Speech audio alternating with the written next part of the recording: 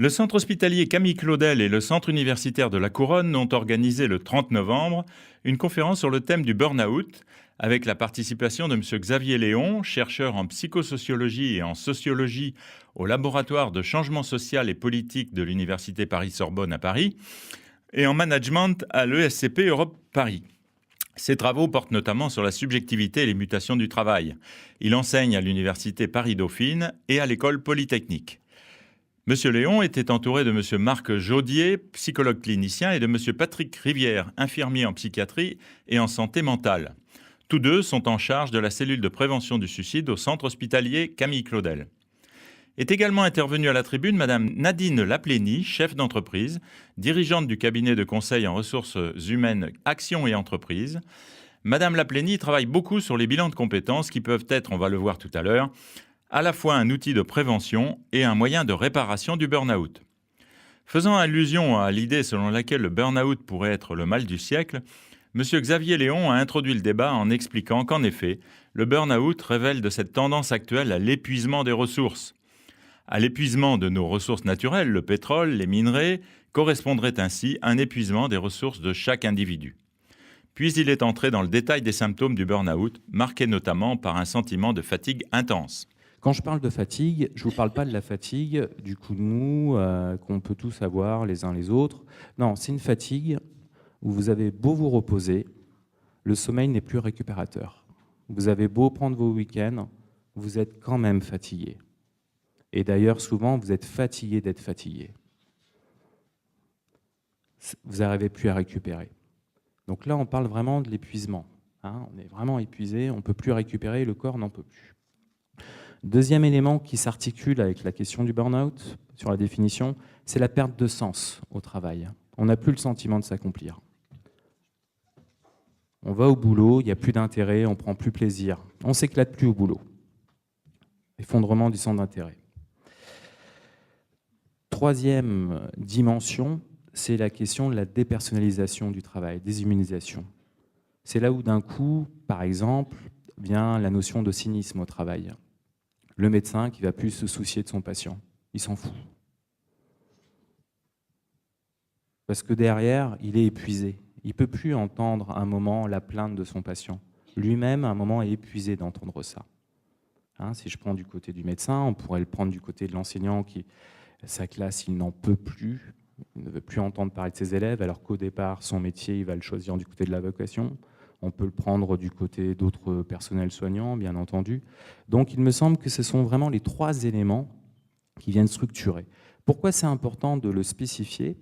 C'est parce que le burn-out, ça a le mérite de toujours avoir ce symptôme du côté du malaise qu'il peut y avoir du côté du travail. Je parle du travail psychique. Le paradoxe, comme vous l'avez soulevé, c'est-à-dire qu'aujourd'hui, on travaille moins du point de vue de l'emploi. Quand on parle des 35 heures, on ne parle pas du travail, on parle du temps effectif en termes d'emploi. Quand moi, je parle du travail, je parle de l'activité.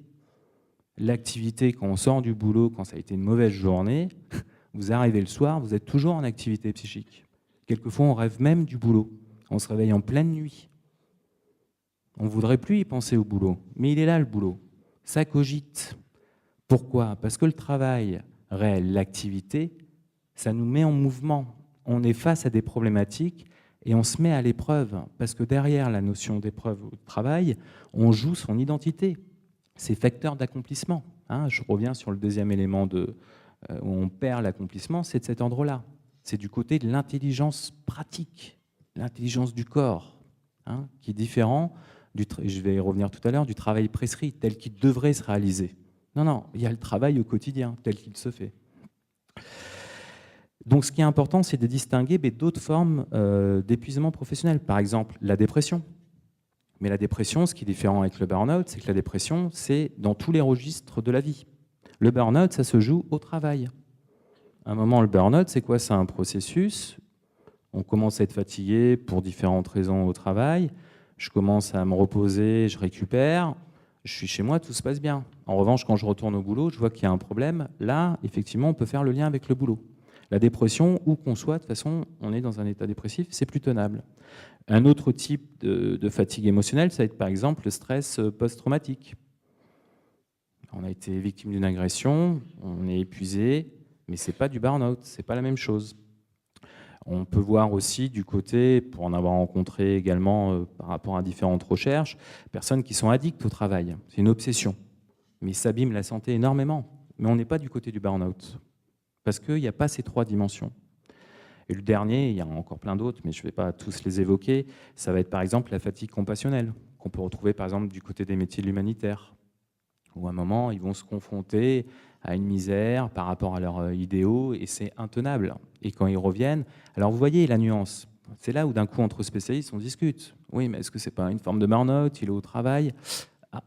Bon, je ne vais pas rentrer dans ce type de débat, mais pour voir un moment, ce qui est important, c'est que ça ouvre le débat, mais attention sur les usages abusifs, parce que derrière, il y a différentes typologies potentielles. Ceci étant dit, ce qui me semble intéressant aussi à partager avec vous, ça va être les différentes familles de facteurs. Je vais reparler du coup un peu plus du travail. Moi, une grille d'analyse qui me convient bien pour comprendre cette énigme du travail, c'est différencier, c'est très classique en ergonomie, psychologie du travail, psychodynamique, etc. C'est dissocier ce qu'on appelle le travail prescrit du travail réel. Le travail prescrit, c'est le plan, c'est la tâche. Le travail réel, c'est quand on se retrouve à un moment où il va falloir réaliser cette tâche. Entre les deux, il y a toujours un écart. Et je rajouterai 2 autres notions que j'emprunte à une collègue, Marine Dujarrier, qui fait partie du même labo, qui, elle, rajoute aussi la question du travail vécu et du travail réalisé.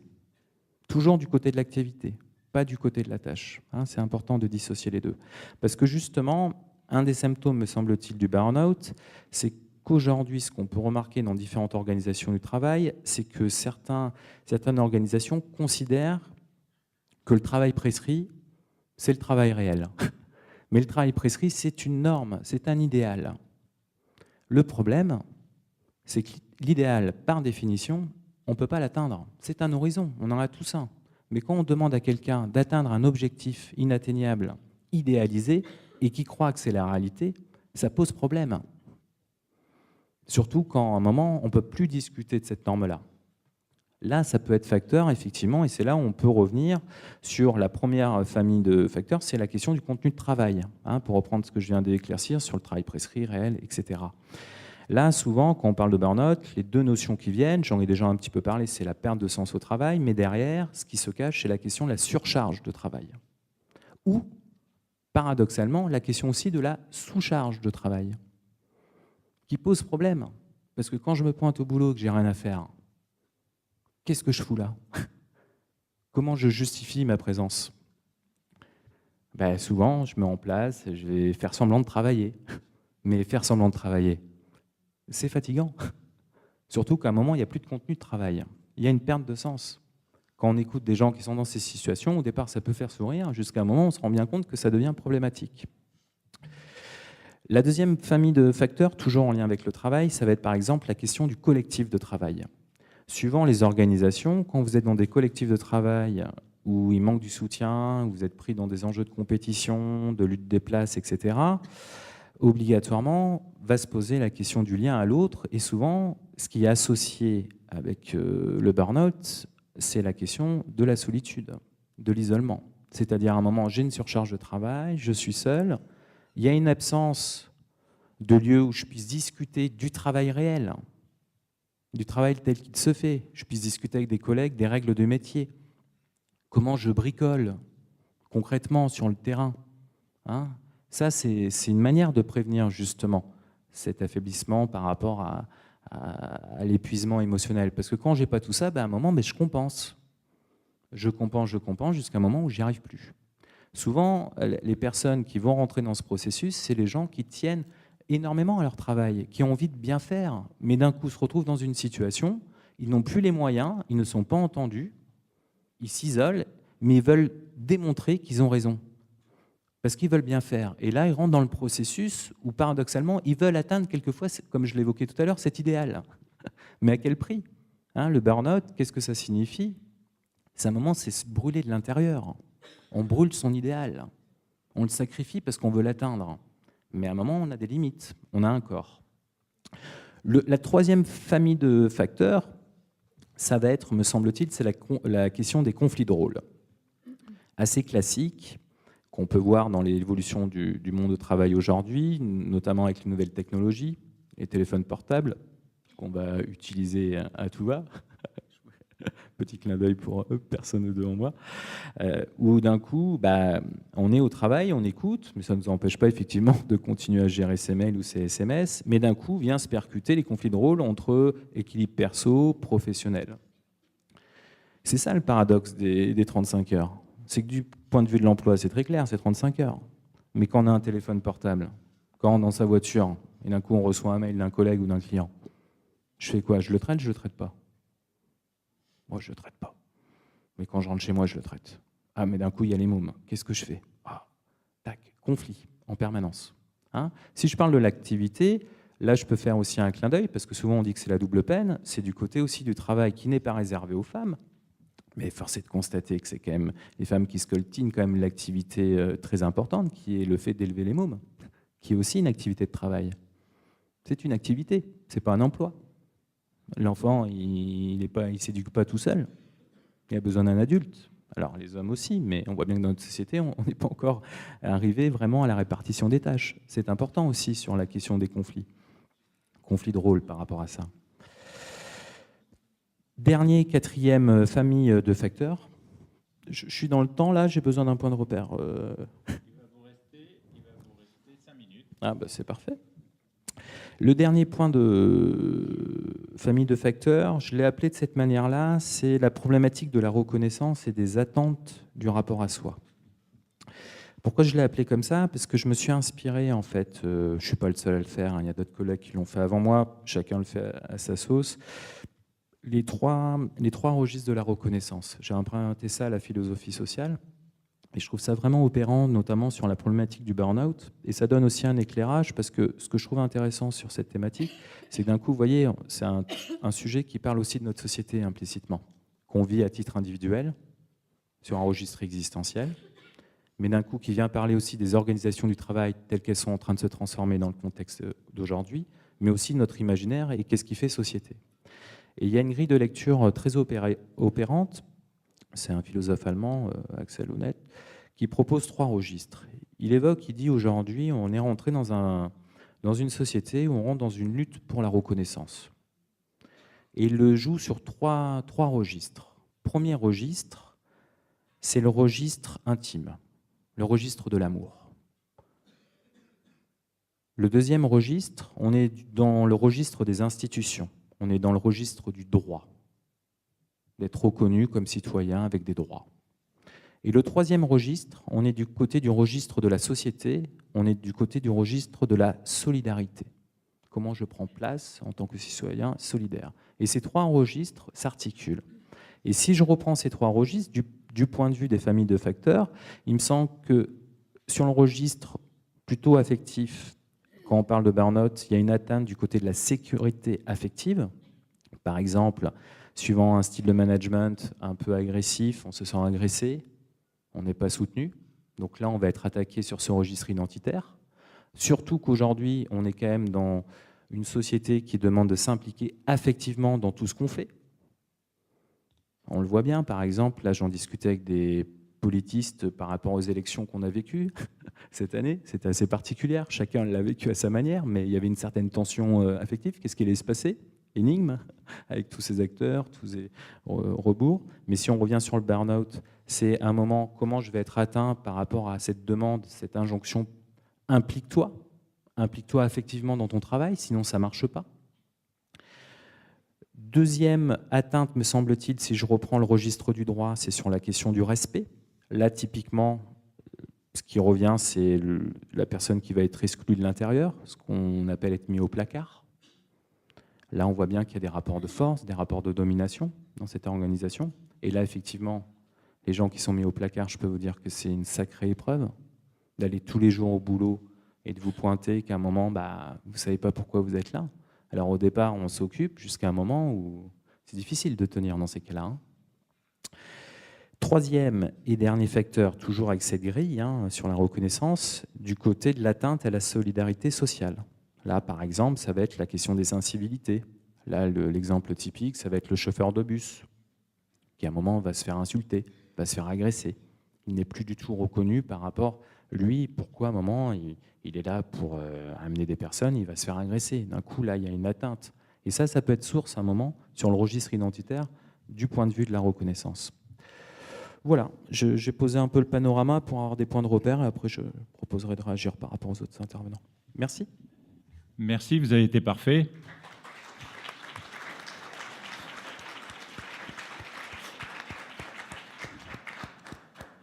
Un vrai travail d'horloger à la fois sur le temps et sur la précision. Alors maintenant, après que vous ayez effectivement posé le cadre, il est intéressant de voir le vécu. Et ce vécu, eh bien, les gens de la cellule anti-suicide du centre hospitalier Camille Claudel, ils sont confrontés tous les jours. Monsieur Jaudier a préparé quelques portraits robots, parce que évidemment, il n'est pas question de donner des exemples réels, en tout cas avec des noms, mais c'est bien la réalité quand même, des portraits robots de personnes confrontées à cette problématique. À vous, Monsieur Jaudier. Cette fois-ci, c'est bien Monsieur Jaudier. Merci, oui, moi c'est bien Monsieur Jaudier. Je vous remercie. Merci de l'invitation et merci à l'intervenant. C'est très, très intéressant, hein, c'est très stimulant. Ça nous remet les idées en place et puis en même temps, ça évite les représentations rapides sur cette thématique hein, qui est centrale, hein, je pense, dans la société. Alors c'est tellement central qu'effectivement, dans les lieux de soins, arrivent les personnes hein, complètement échouées, hein, naufragées par rapport à ces histoires de burn-out. Avant de commencer cette mosaïque, c'est ce que je vais vous présenter, une sorte de mosaïque très rapide. J'ai 7 minutes, donc ça va aller vite. Mais juste peut-être réagir un petit peu en disant que, bon, c'est vrai que le burn-out, on entend beaucoup parler. Il y a la ministre de la Santé qui en a parlé, je crois, c'est fin octobre. Hein. Elle s'est positionnée en disant, notre ministre hein, de la Santé, elle dit, c'est pas une maladie professionnelle. Donc on voit bien que c'est un débat qui dépasse beaucoup de frontières. Il y a le juridique, il y a le politique. Mais effectivement, il y a le soin. Ça, c'est très clair. En tout cas, pour moi, le burn-out est intimement lié à du soin. Sans soin, on peut se poser des questions. Pour moi, ça reste quand même très en lien avec une maladie. Hein. C'est-à-dire, en tout cas, dans les effets que ça a. Hein, je dirais, voilà. Alors, voici quelques exemples. Je travaille dans plusieurs endroits, dans le centre hospitalier Camille Claudel. Il y a un endroit qui est très intéressant d'un point de vue sociologique, c'est cette unité de crise, où on voit de tout. Et ça confirme déjà, premier point de ce que vous disiez, on voit tout type de personnes. Ça, c'est clair. Burn-out, aucune frontière. Il n'y a pas de frontière, il n'y a pas d'âge. Personne n'est protégé. Situation numéro 1, un manager d'un établissement médico-social. 60 ans. Admis dans un contexte de dangerosité suicidaire. La personne a 40 ans d'expérience. Il déclare qu'il adore son travail. C'est ces mots. J'adore mon travail. La personne nous raconte que je tourne, elle dit, hein, je tourne autour du travail. Confirme aussi ce que vous disiez, tourner autour du travail, c'est-à-dire au travail, mais en dehors du travail. Voilà. La personne évoque des ruminations, c'est-à-dire des pensées qui vous envahissent sans que vous n'ayez un contrôle sur ces pensées. La personne s'auto-dévalorise et nous dit que finalement, s'isole, un espèce d'isolement psychique. La personne semble verbaliser que le changement de poste, il y a eu un changement de poste dans son travail, l'a profondément perturbé, mais sans en avoir parlé à qui que ce soit. Alors là, effectivement, il y a perturbation de l'identité professionnelle. Dans une profession, donc manager d'un établissement médico-social, cette profession reste plutôt silencieuse hein, sur un point, c'est comme un interdit. Hein. La personne me disait, mais nous, on n'en parle pas. Ça, entre nous, on ne va pas évoquer ce type de situation. Donc, rumination, effondrement psychique, et il y a une sorte de pathologie de la peur qui s'est installée chez cette personne. La peur de dire et tout le reste. OK ? Mosaïque numéro 2, un cadre, un homme de 40 ans, admis en hospitalisation pour dépression, avec idée suicidaire et burn-out. Alors chez nous, ce n'est pas un diagnostic, le burn-out, c'est vrai, hein, ce n'est pas un diagnostic, mais quand il y a épuisement professionnel, on le note. Je ne vois pas pourquoi on ne le noterait pas. Donc burn-out. La personne est en demande de protection par rapport à ses idées suicidaires. La personne a 16 ans d'ancienneté dans la même entreprise, et ce qui s'est passé pour cette personne, c'est qu'il y a eu un rachat de l'entreprise. Changement de management, il nous dit, je cite, un management silencieux, c'est-à-dire sans cri, sans colère. La personne est exclue des réunions, mais plutôt convoquée sur un mode individuel. Ce type d'action a duré 3 ans, nous dit-il. Alors, il dit qu'il va progressivement s'enterrer, c'est ses mots à lui. Il commence à boire un verre en rentrant pour passer à autre chose. C'est ce que vous disiez, comment on fait une rupture avec ça quand on rentre à la maison.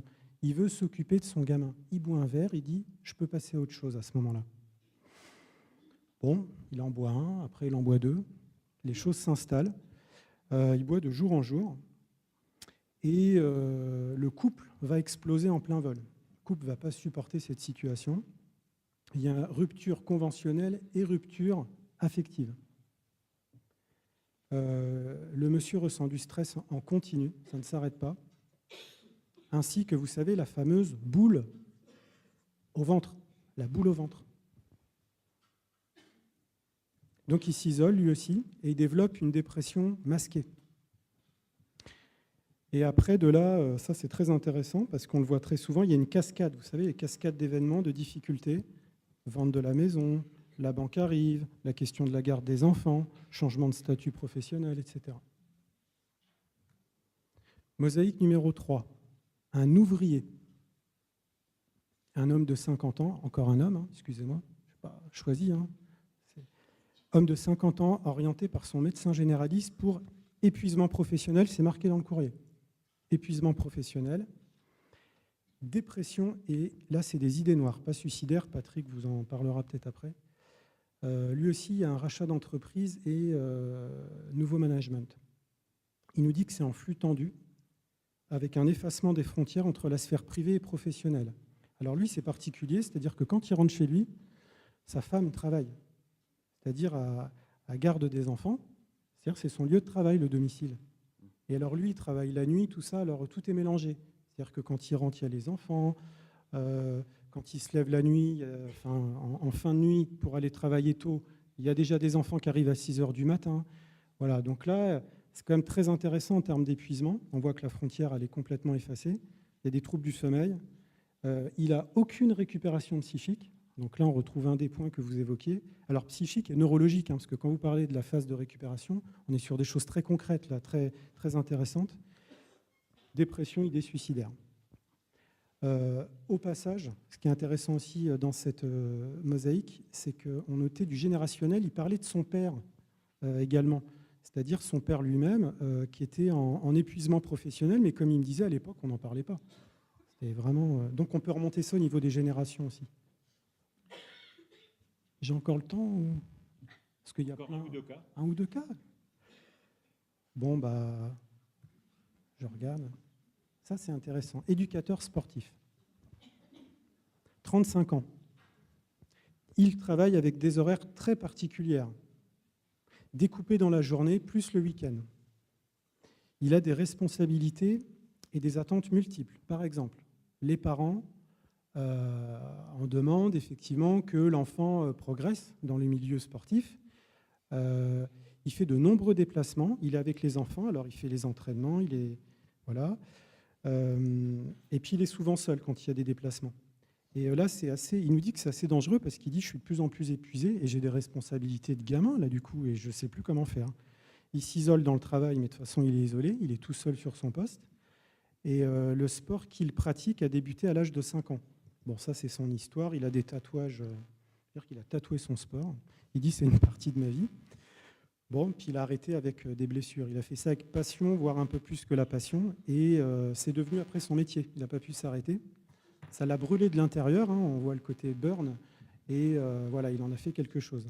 Il dit qu'il a peur de reprendre le travail. C'est ça les pathologies de la peur aussi. Et apparition par crise d'angoisse, le stress de ce que le travail lui renvoie. C'est-à-dire, lui, il dit, à 35 ans, c'est quoi mon existence de merde? J'ai 35 ans, j'ai pas d'enfant, j'ai pas de copine, j'ai pas d'amis. Voilà, crise existentielle. Il pleure beaucoup, il s'enferme, mais il demande de l'aide, et puis il s'intensifie des conduites autocalmantes, hein, c'est-à-dire qu'il consomme un peu, il boulotte les anxiolytiques et autres. Alors c'est ça, quoi, éducateur sportif, je trouvais ça bien. Alors lui, c'est du côté de l'escrime, et ça, c'est un cas un peu atypique, quoi, parce que oui, quand il parlait des horaires, tout ça, on voit bien quelque chose de très particulier. Hein. Étudiant, termine là-dessus.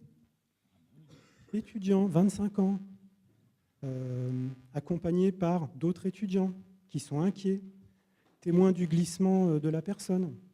La personne est épuisée depuis plusieurs mois, des troubles sont apparus, s'installent au point de mettre la personne vraiment en situation de dangerosité, surtout s'il n'y a aucun soin, aucune aide.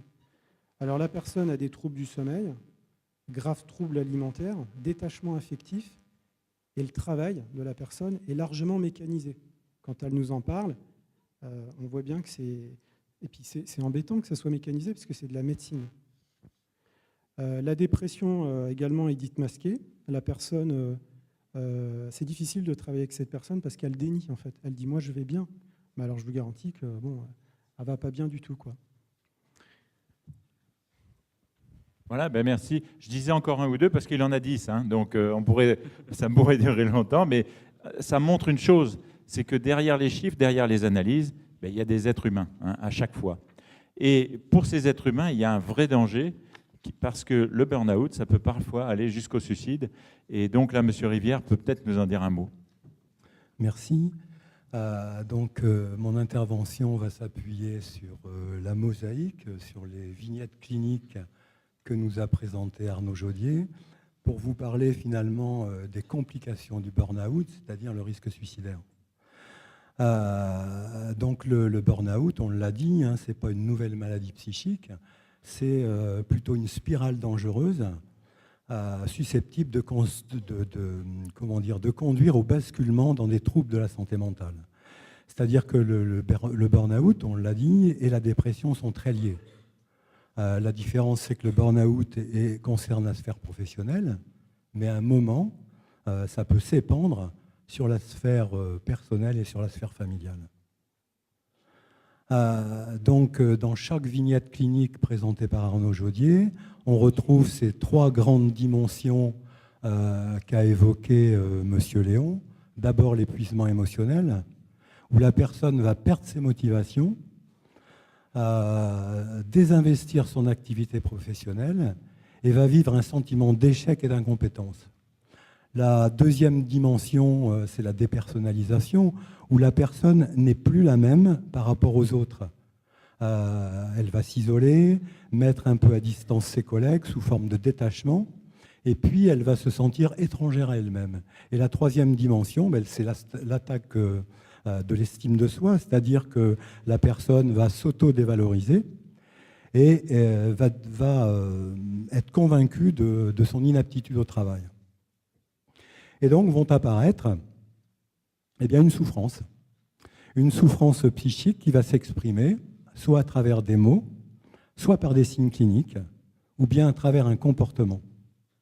Donc on va retrouver par exemple des troubles de l'humeur, sous forme de tristesse, ou l'inverse, sous forme d'agressivité, par de l'anxiété, des angoisses. Arnaud nous parlait de la boule au ventre, des troubles du sommeil, soit des insomnies d'endormissement, soit des cauchemars, soit des insomnies terminales, des plaintes somatiques souvent, des douleurs lombaires, des douleurs abdominales, un corps qui souffre, un corps qui parle d'un conflit.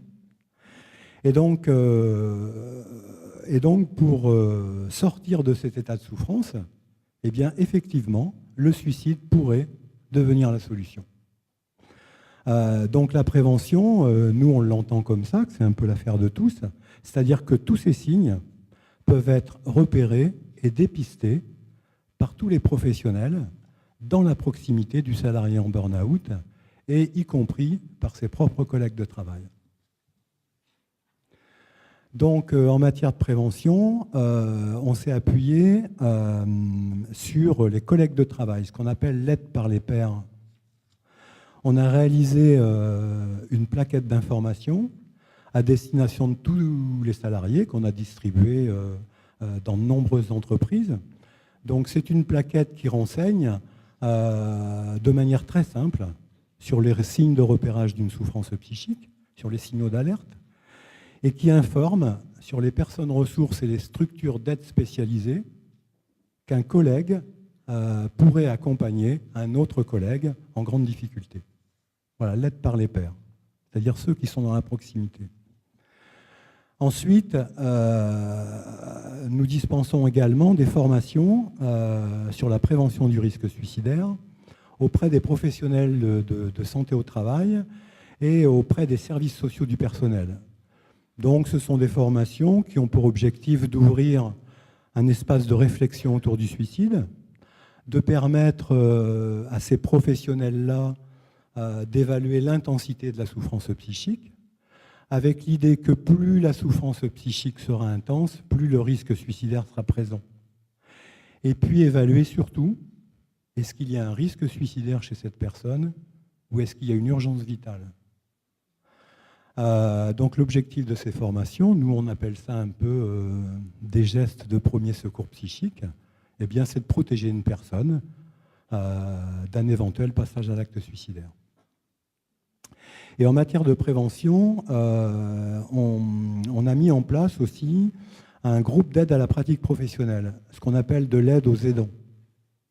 C'est-à-dire qu'on invite les professionnels de la santé au travail, les travailleurs sociaux des personnels, qui sont pris dans une situation à risque suicidaire, de partager cette situation avec des professionnels de la santé mentale, et ensemble, on essaie de démêler les situations, et puis toujours avec le même objectif, c'est-à-dire faciliter l'accès aux soins. Et très récemment, on a réalisé un répertoire des ressources médicales, des ressources sociales et juridiques. Donc ce petit livret va être distribué dans tous les services de santé au travail et dans les services sociaux des entreprises. Et pour terminer, on retrouve aussi du burn-out chez les chefs d'entreprise. Donc on a développé un partenariat avec une association qui s'appelle Léon France, une association qui vient en soutien dans les procédures des chefs d'entreprise en liquidation judiciaire. Et puis on a rencontré le tribunal de commerce et le service de prévention de la chambre de commerce et de l'industrie.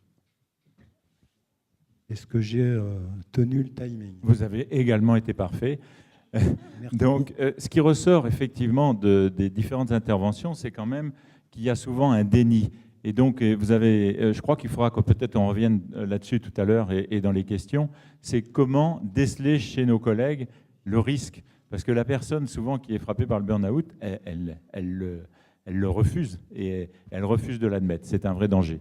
Alors, avant quand même la détection du danger de burn-out, il y a peut-être autre chose qu'on peut voir plus en amont encore, c'est la prévention.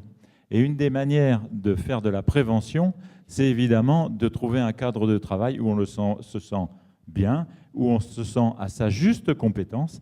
Et pour ça, il peut être utile de faire des bilans de compétences. C'est le travail notamment de Madame Laplénie.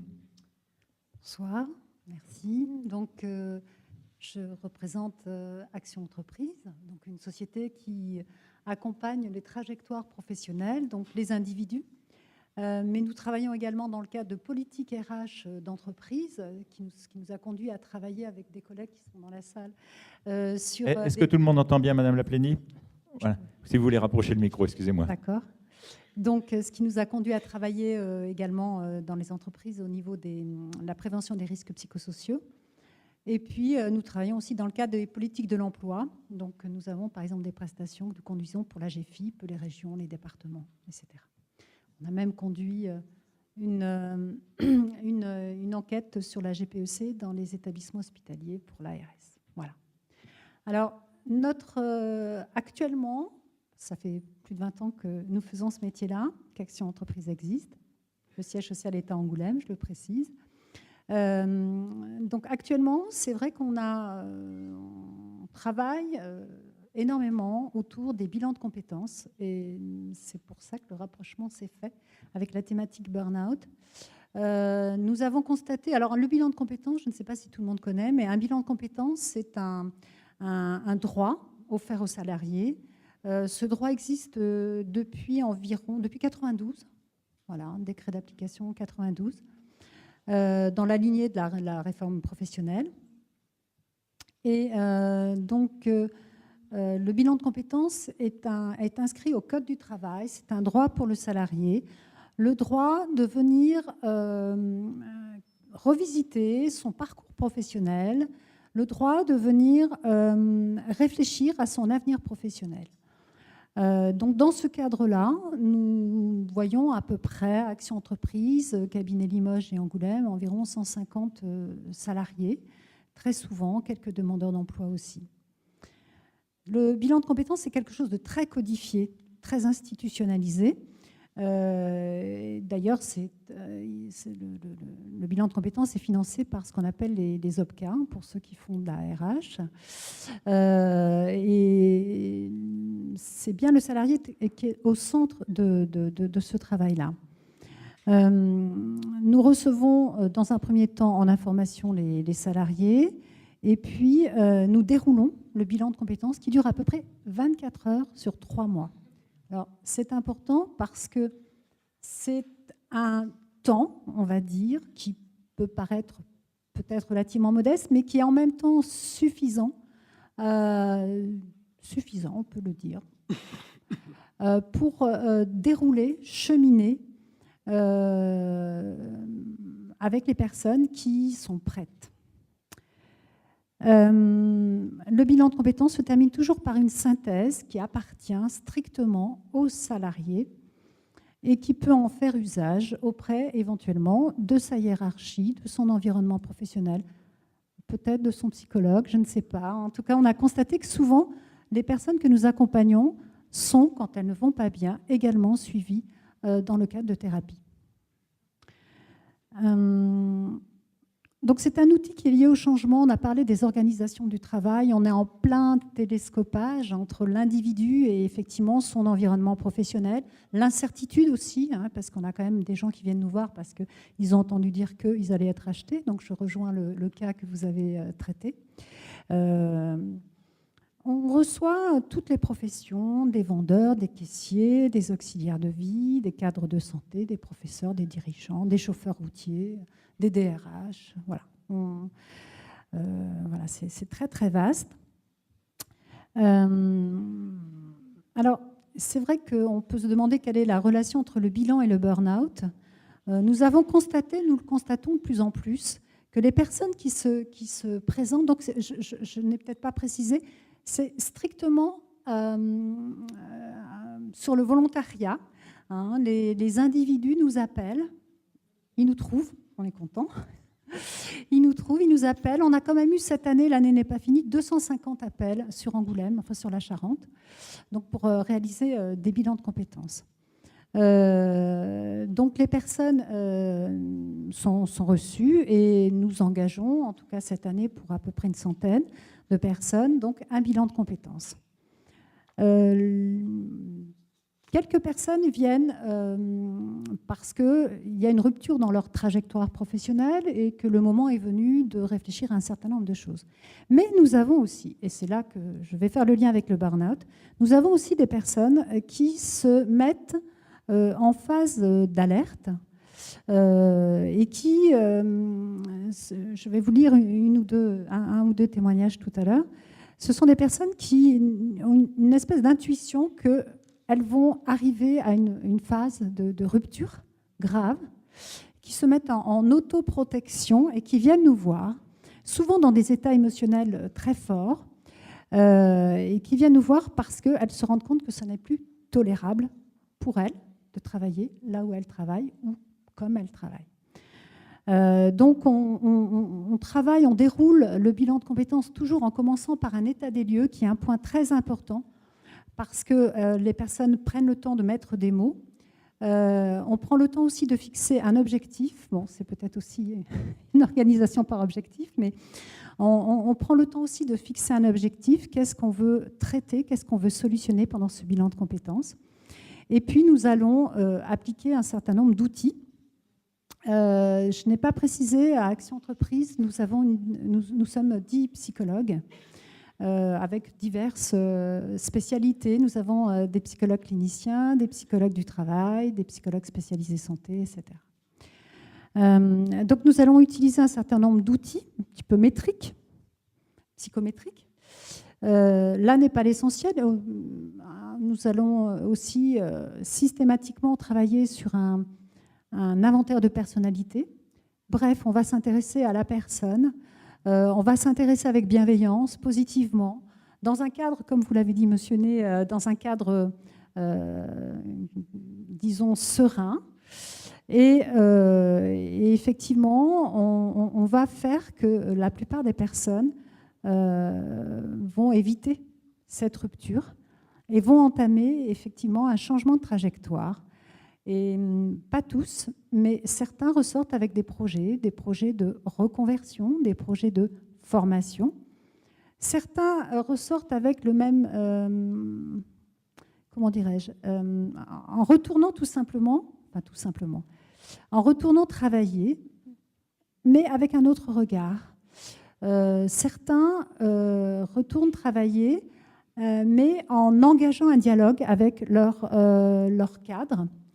Je vais citer un exemple. Nous avons travaillé pour le conseil départemental de la Haute-Vienne, en l'occurrence, pour 4 personnes qui étaient en arrêt de travail, dont une qui était en arrêt depuis plus d'1 an. Ces personnes-là étaient déjà donc en rupture. Donc là, on n'est pas dans la prévention, on est dans la réparation. Et ces personnes ont engagé avec nous un travail donc, de bilan de compétences. Alors, je suis en train de chercher mes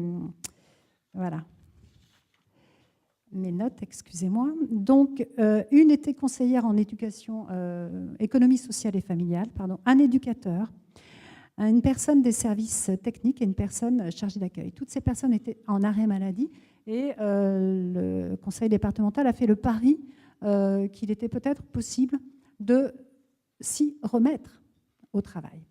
Et ça s'est fait dans un contexte qui fait qu'on a en effet abouti pour 3 des personnes à un changement de vie professionnelle et pour une à un retour à l'emploi. Ça s'est fait avec le bilan et ça s'est fait avec l'écoute active de la DRH qui a su prendre en main la situation. Des agents, en l'occurrence, qui ont su également exprimer ce dont ils avaient peut-être envie ou ce qu'ils souhaitaient.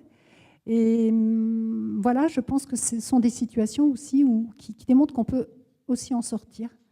Donc ça, c'est l'espoir. Et je vais vous citer, puisque nous faisons des témoignages, et vous allez voir que ce témoignage date du 27 juin 2014, très précisément. Et on va retrouver les notions qui ont été abordées précédemment de burn-out. Donc, c'est une aide-soignante de la fonction publique territoriale qui a 45 ans. Donc, pourquoi vous êtes-vous lancé dans cette démarche de bilan de compétences, votre intention? Donc, sa réponse: ras-le-bol de ma vie professionnelle actuelle, 23 ans de soins, je n'y arrive plus, j'ai besoin de me remettre en question professionnellement, personnellement. J'ai le sentiment d'être épuisée professionnellement. Je suis moins patiente et moins tolérante. Je veux me repositionner avant de devenir maltraitante. Donc voilà, c'était pas prévu la soirée là, mais c'est exactement ce dont on a parlé précédemment.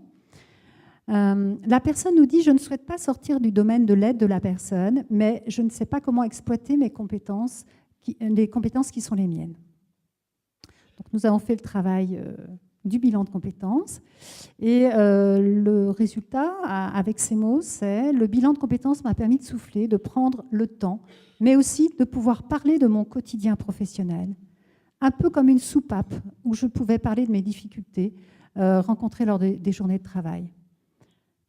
Bon, je le dis quand même, je suis très satisfaite du bilan.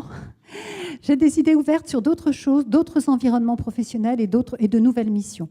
J'ai pu discuter des résultats du bilan de compétences avec ma direction pour voir comment les choses pourraient se mettre en place dans l'institution. Donc, Voilà, c'est aussi ça. Ça n'est pas que la trajectoire, qu'un projet. C'est ça aussi, hein. Il y a de la technique. Il faut savoir construire un répertoire de compétences professionnelles, il faut savoir un certain nombre de choses, les transférabilités, etc. Mais c'est aussi, surtout, cet instant qui est complètement dédié à la personne au travail, qui n'y est plus ou qui va y être bientôt. Et je souhaitais donc eh bien, présenter cette prestation, encore une fois, donc, qui est conduite par voilà, mes collaborateurs et qui permet de dénouer, heureusement, je pense, un certain nombre de situations qui pourraient être tragiques ou en tout cas qui sont quelquefois un petit peu désespérées. Voilà. Merci Madame Laplénie. Alors, comme tout le monde a été... Comme tout le monde a été remarquablement discipliné, on a un petit peu de temps pour poser des questions. Alors, vous pouvez y réfléchir. Je vais peut-être demander, avant que vous posiez les questions, à Monsieur Léon de commenter les cas pratiques qu'on vient de voir, notamment avec Messieurs Jaudier et Monsieur Rivière, et puis aussi de nous dire, en commentaire de ce qu'a dit Madame Laplénie, le burn-out, est-ce que ça se soigne? Vous avez le micro fixe, peut-être, mais si vous préférez. Je suis plus à l'aise. Merci. Merci pour cette question. Merci pour ces témoignages. Alors, commenter, c'est un peu délicat parce que je n'ai pas tous les éléments. Je ne veux pas prendre la place de l'expert surplombant qui détient la vérité. En revanche, je peux, peut-être aussi pour provoquer après l'échange avec la salle, c'est ça qui me semble peut être intéressant également, c'est donner quelques échos par rapport à ce que j'ai pu entendre, quelques interprétations. Si je reviens sur la question de la peur, qui a été évoquée, me semble-t-il, plusieurs fois par rapport à ce que vous proposiez et en écho avec ce que vous avez évoqué sur la question du déni. Alors c'est quoi? Donc là, je vous remercie parce que c'est vrai que j'ai abordé la question de la surcharge, la question de la solitude, mais derrière, c'est aussi la question de la pathologie de la peur. Vous voyez, ce soir, on passe une très bonne soirée, on parle de choses très réjouissantes, mais il me semble important aussi d'en évoquer la question, mais c'est peur de quoi? C'est la peur du chômage, la peur d'être licencié. C'est comme ça que ça se passe, c'est comme ça que ça se met en route. En quoi, à un moment, j'ai peur de quoi? J'ai peur de perdre ma place. C'est ça qui va se jouer dans les organisations du travail, qui à un moment va venir à un moment, si je commence à avoir ce cycle-là, je commence à me poser des questions, et là on voit bien cette question des idées morbides, pour reprendre votre terminologie. Moi, ma conception de l'individu, quand j'écoute, conception du sujet, c'est psychanalytique, mais pour faire très simple, c'est à chaque fois d'être pris par une pulsion de vie et une pulsion de mort, tout à chacun. Et le travail, quand ça se passe bien, d'un coup, c'est une possibilité de sublimation. C'est-à-dire que j'ai une difficulté face à ce qu'on m'a demandé, on l'a tous vécu, c'est-à-dire qu'à un moment, je suis derrière mon ordi, je termine un dossier, j'ai un collègue qui vient me voir, qui me pose une question, c'est pas le moment.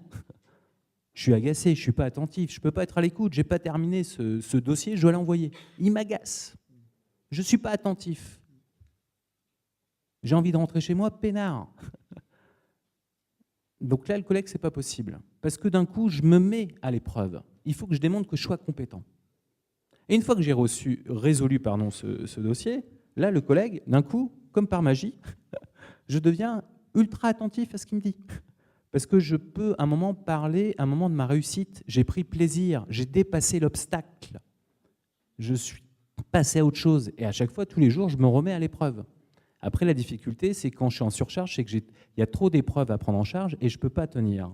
Et quand, à un moment, je suis pris par rapport à cette possibilité, parce que là, je vous parle quand ça marche bien, mais quand ça ne marche pas bien, c'est l'échec. Et c'est la succession des échecs, et c'est la peur de l'échec également derrière. Et si à un moment, je ne suis pas à la hauteur parce que j'ai 60 ans, à un moment, j'ai vu qu'il y a eu des réorganisations, nouveau mode managérial, est-ce que je suis encore dans le coup, est-ce que je vais arriver à suivre? Avec qui je peux en parler? Comment ça se passe? Comment je fais pour parler de mes fragilités quand j'ai 35 ans, je suis un homme, un sportif? Et à un moment, je me retrouve et que je vois que mon corps, à un moment, il commence à être épuisé. J'ai plus 20 ans, comme on dit. J'approche à la quarantaine. À partir de là, comment je fais pour continuer pour pouvoir continuer de séduire, parce que la question du corps, c'est le corps biologique, mais c'est le corps aussi érotique qui continue de se mettre en route. Il y a toutes ces questions également.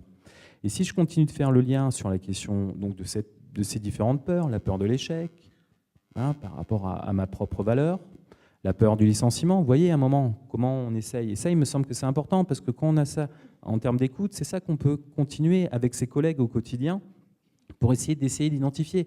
Et ça, on le fait petit à petit. La difficulté, c'est qu'il n'y a pas de recette miracle. Si ce n'est un moment de créer un rapport de confiance, je pense que ça vous le vivez en tant que praticien, quelle que soit sa pratique, pour qu'à un moment, il y ait une instauration, une alliance, comme on dit, par rapport à un cadre contenant, comme je peux l'imaginer dans un dispositif de bilan de compétences, pour pouvoir accompagner la personne, pour justement qu'elle puisse exprimer ses idées morbides et qu'elle puisse avoir un lieu de sublimation, qu'elle puisse les transformer. Ça peut se faire par rapport à un dispositif structuré, effectivement, dans les dispositifs juridiques de la formation continue, tel le bilan de compétences, la validation d'acquis de l'expérience, etc., etc. Donc c'est tout à fait pertinent, juridiquement. Il y a un dispositif, il faut s'en saisir. Et effectivement, quand il y a des cellules, je trouve ça tout à fait pertinent pour continuer à travailler une autre chose quand même sur la question des dénis, c'est le déni des limites. Parce que la plupart du temps, quand on parle, comme je l'ai évoqué tout à l'heure, la question de l'idéal, c'est que quand je veux atteindre l'idéal, que je me brûle, c'est que derrière, implicitement, je me crois tout puissant. La prescription, c'est je suis tout puissant. Je vais y arriver. Et ce qui va se passer souvent aussi, pour le reprendre sur un autre registre, sur la question de l'identification du burn-out, c'est un moment où je suis fatigué, et ce qui est très bien dit, c'est un coup, il faut que je trouve une substance pour m'aider. Un petit verre. Si ce n'est pas un petit verre, c'est un petit pétard. Si ce n'est pas un petit pétard, ça va être un médicament. Pourquoi pas les trois? J'en sais rien. Donc, une substance addictive qui va permettre à la personne de continuer malgré tout à rester dans ce fantasme de toute puissance.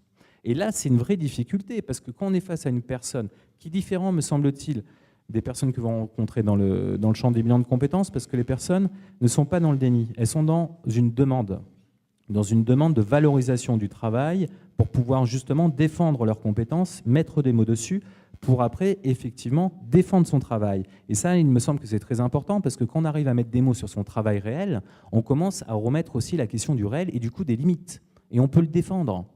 On sait ce qu'on vaut. Tout bon professionnel, à un moment, connaît ses compétences et connaît ses limites. C'est souvent ce qu'on peut dire dans le cabinet de bilan de compétences, d'accompagnement, etc. Donc il me semble qu'il y avait un lien, me semble-t-il, autour de ça. Pour le redire encore une fois, effectivement, sur la question du suicide, c'est une classique, c'est-à-dire que là, ce qui monte aujourd'hui, ce qui est nouveau, comme pour finir là-dessus, par rapport aux évolutions du monde du travail, qui est important à dire, c'est qu'effectivement, la souffrance, c'est pas un scoop. Ça a toujours existé au travail. En revanche, ce qui a énormément évolué, c'est les procédures, les manières de manager par objectif, qui est différent. Moi, j'ai rien contre les objectifs. Je trouve ça très bien. Quand c'est des objectifs qu'on accompagne et que c'est un objectif réaliste, ça redonne un sentiment d'efficacité à la personne. Elle dit, on me donne un objectif, je l'ai atteint. Je retrouve un sentiment de compétence, d'efficacité, et tant mieux, c'est super. Le problème, c'est quand on donne un objectif qui est inatteignable et qu'il faut pourtant, soi-disant, atteindre. Là, ça pose problème. Mais une fois qu'on a posé ça, la difficulté, et là je retrouve... alors après, il y aurait effectivement à nuancer, mais je trouve que cette critique est pertinente, c'est la question de l'évaluation individuelle de performance. La question individuelle de performance, c'est des discussions qu'on peut avoir avec les psychodynamiciens du travail, de l'équipe de Christophe Dejour, etc. C'est de dire qu'à un moment, c'est une machine qui casse les collectifs. Parce qu'avant, quand on souffrait, quand on avait un petit chef, il y a toujours eu des petits chefs au travail. Mais quand il y avait un petit chef et qu'on en prenait tous une, pour le dire simplement, mais clairement, mais on n'était pas tout seul. On se retrouvait en disant « Petit chef, aujourd'hui, j'en ai pris une. Ah moi, c'était hier. » Et on peut réguler du petit chef. Et on tient parce qu'on n'est pas seul. On voit que le problème, il ne vient pas de nous. Le problème aujourd'hui, c'est qu'avec l'évaluation individuelle de performance, on est évalué individuellement. Donc comment faire collectif quand chacun est évalué individuellement? Vous le faites une fois, le jeu collectif, mais quand après vous êtes évalué, vous avez donné du temps pour le collectif, mais que ce n'est pas dans votre grille pour être évalué, vous ne le faites pas deux fois. Parce que vous êtes fait avoir, entre guillemets, par rapport à ce critère, qui est un outil. Comme tout outil, on peut le changer. Il y a certaines organisations qui se posent la question de l'évaluation collective et comment on peut faire autrement. Et donc, du coup, derrière, ça fragilise, me semble-t-il, la question du collectif. Parce que moi, ce que j'entends profondément dans les cas que vous évoquez, c'est de la solitude. Les gens, ils sont seuls. Hein, il y a un lien qui s'est coupé et on revoit bien les pathologies de la solitude concernant le suicide. Et je termine, promis, juste, parce qu'il y a plein de choses où je fais pas mal de liens, mais il me semble important quand même à dire, pour revenir sur la question des pairs, en lien avec ce que vous évoquez, la question de la rupture, hein, du contrat psychologique, c'est-à-dire que c'est la promesse du travail qui est rompue. C'est-à-dire qu'à un moment, une question assez simple qu'on se pose tous au travail, c'est en quoi je me reconnais au travail. En quoi, à un moment, je m'identifie au boulot. En quoi c'est mes valeurs, ça. En quoi je peux être fier de mon travail. Et il me semble qu'il y a deux registres, et en écho avec ce que vous évoquez sur la question des ateliers que vous mettez en place au niveau des pratiques, et je trouve très opérant également sur les enjeux de jugement de reconnaissance, c'est les deux critères sur la question du travail réel.